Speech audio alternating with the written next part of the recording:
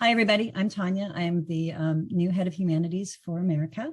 I'm delighted to be here. And yeah, I want to talk about our personalized learning plans, because while many schools do say that they have personalized learning plans, and to the best of their ability, I think they do, we actually really can make that happen with our small class sizes. It's not a ratio, it's an actual class size of 3 to 6 students. It makes a huge difference.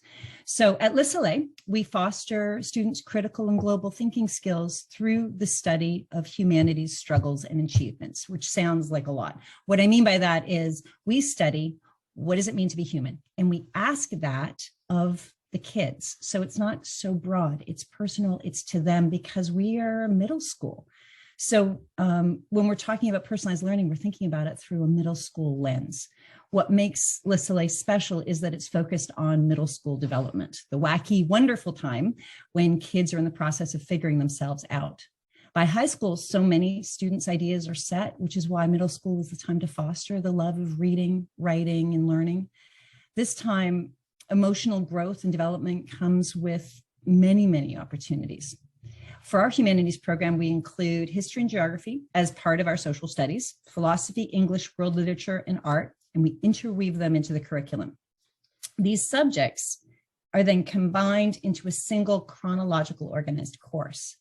Now, this is interesting because it actually helps students discover connections for themselves between the subjects, and that's really what we're trying to do in the humanities department and really in the whole school, is help students create and learn and discover their own connections, because that's really part of critical thinking.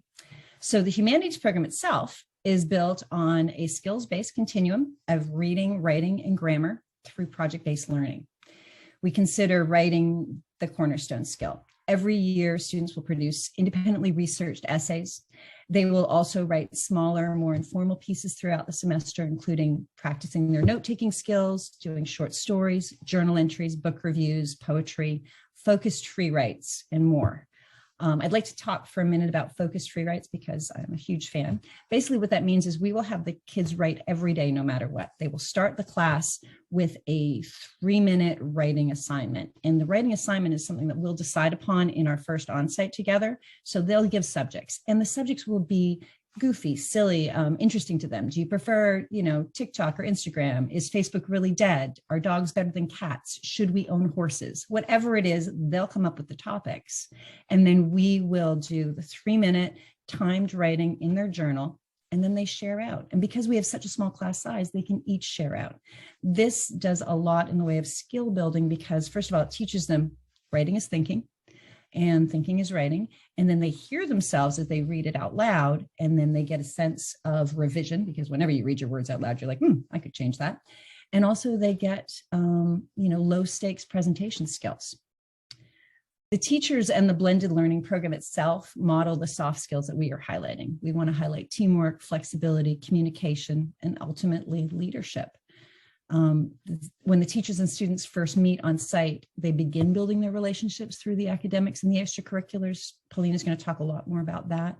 But these relationships are the key to ensuring the engagement and the trust during our online weeks of learning, because really it's hard to have any learning unless you've got some kind of a trust built in. So we work really hard in those first 3 weeks to create that. So now I'm just going to go over just a quick review of what each of the years will bring to you. Year 1, we cover history, lit, art of the ancient world and the Middle Ages. And year 1 is a year, it's the year where students are transitioning into middle school. So they're becoming increasingly independent. So we try to sync up our curriculum to recognize that.